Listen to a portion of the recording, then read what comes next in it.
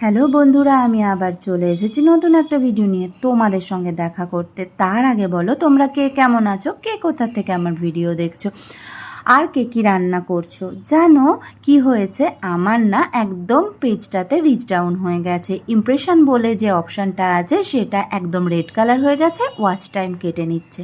জানি না আমি কি অপরাধ করেছি, তোমরা আমাকে এত ভালোবাসা কম দিচ্ছ, কিন্তু কি আর করি বলো, আমার কাজ তো আমাকে করতেই হবে। তাই আমি চলে এসেছি রান্নার ভিডিও নিয়ে।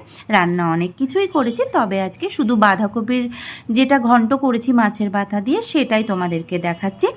আর বরের লাঞ্চ বক্সও রেডি করে দিয়েছি। রান্না করেছি ওল সিদ্ধ, তারপর বিনস আর গাজর দিয়ে মুসুরির ডাল, আর করেছি হচ্ছে ঘি কাঁকরোল ভাজা। লাঞ্চ বক্সটা রেডি করে নিয়ে ভাবলাম তোমাদের সঙ্গে একটু শেয়ার করে দিই।